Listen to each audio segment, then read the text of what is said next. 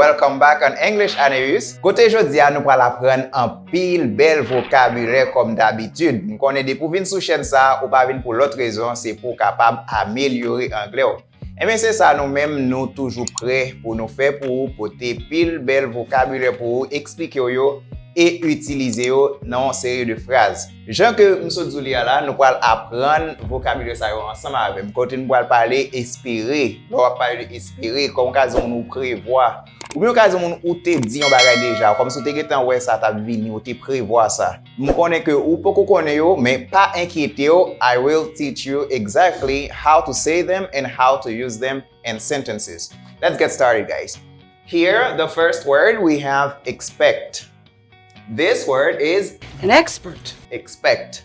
What does that mean exactly if you expect something? If you expect something, you believe that thing will happen or you think that thing will happen. C'est lorsque ou croit ou bien ou pensez yon bagay a privé. Là, on parle de espérer. Par exemple, on dit, gon moun ki fò yon promesse. Il est vrai que moun sa que li promet wan li boko baoul, mais ou espérer que wap jwenn ni quand même parce que moun sa son bon moun, you just expect maybe a gift from your father. You just expect the gift from your father just because you know your father always gives you gift on that occasion. On dit par exemple Noël la pral rive là et puis ou dit ah m'geta connaît depuis fin d'année rive moun yo papa jérim et bien là ou geta expect something. You believe or you think something will happen in the future. And the second we have the word predict. The word is To predict. Predict. What does that mean exactly? You say prédit. If you predict something, you say that thing will happen before. C'est-à-dire avant même bagay ça arriver, ou te getan dit que la fête. Par exemple, vous doit dire ah la pluie a tombé plus tard et puis où la pluie a tombé vraiment. Et puis on a dit oh mais c'était getan dit ça, et say oh he predicts it. He predicts it before. C'est-à-dire il te getan dit ça déjà. Ça veut dire ou te getan dit avant même bagay ça arriver. We say predict. Can you predict the future? I don't think so. You can't. The next, we have the word foresee. Foresee.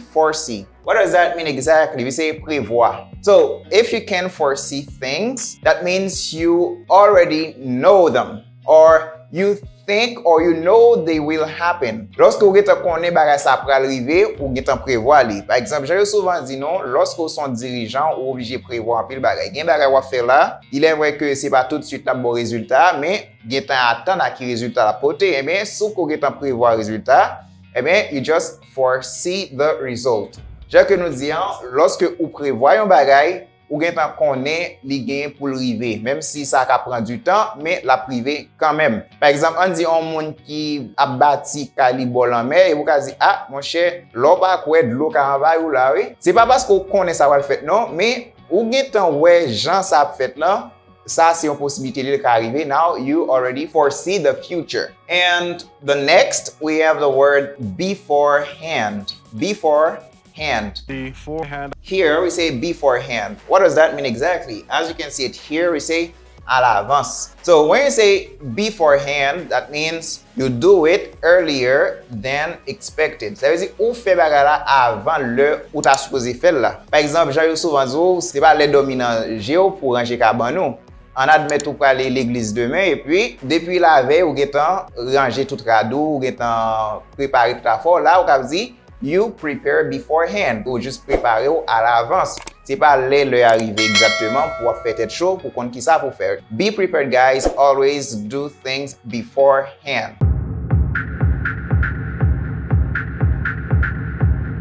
And the next word, provide. To provide. What does that mean exactly, provide? As you can see it here, we say fournir. So when you provide things, that means you just give things, most specifically necessary things. C'est lorsque ou buy, ça qui est nécessaire, that's how I provide. For example, I can say, as a mother, you need to provide your children with love. En tant que maman, ou t'as supposé fournir ti moun ou l'amour. Next one, we have the word neglect. Word is Neglect.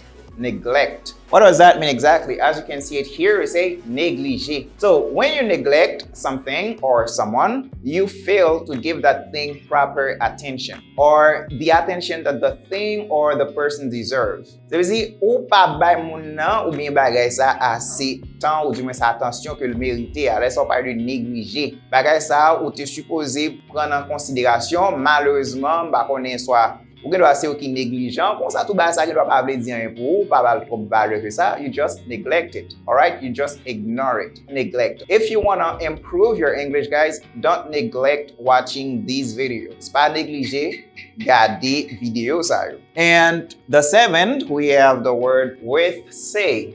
The word is With say. With say. This word is a little bit old. C'est pas un mot wap yo trop utilisé dans dernier temps ça, mais ils sont mots wap toujours joindre les pile moun a parlé ou utiliser. So, what does that mean exactly? If you with say yourself, with say ça veut dire contredit. Là n'a pas de contredit, hein, Jacques moi dit déjà, c'est lorsque ou dit un bagay après ça, ou dit un l'autre bagay qui compte ça au côté dit avant. Now you just with say yourself. For example, you can say, God doesn't exist. And after you said, oh, God created everything. And somebody could say, oh, why are you with saying yourself? Pour qui ça va contredire tout? T'as l'autre dit Dieu pas existé, mais qu'on a dit c'est Dieu qui crée tout bagaille. Don't with say yourself. Pas contredire tout. And the next and the last one, we have the word allow. This word is Allow. allow, allow. What does that mean exactly, allow? Allow means permettre ou bien autoriser. So when you say permettre, that means you give someone or something permission. Ou bay moun ou bien yon bagay permission ou autoriser. Ou bay bagay sa droit. Lenz ou bal droit. Par exemple, on dit ou nan classe et puis ou gen yon étudiant qui nan classe ou qui besoin sortir. C'est tout normal, li mando permission. Mais li mando permission ou même ou gen droit ou autoriser le comme ça ou gen droit pas autoriser le tout. Like if you allow the student to go out, that means you give that student the permission to go out. For example, I can say, you're not allowed to go out. You're not allowed to go out. Ou pas autorisé pour sortir. Pas bon permission pour sortir. And as you may already know, you're not allowed to leave this video without liking. Ou pas autorisé pour quitter vidéo ça sans pas liker. Et m'kon on fait tout. I know you'll do it for sure. And as you already know, guys, this is the end of the video and thank you for watching. Just before leaving, I would like you to repeat the words in order to master them. Here we have the word expect. The second, we have predict, and I hope you can repeat it with me. Here we say foresee. The number 4 is beforehand, beforehand. And the number 5, we have the word provide, provide. The number 6, we have neglect. And before the last, we have with say, with say. And the last one, we have allow, allow. And thank you guys for watching this video. And I hope you can practice these vocabulary so that you can improve your English with English Anayers. And I hope to see you in the next one.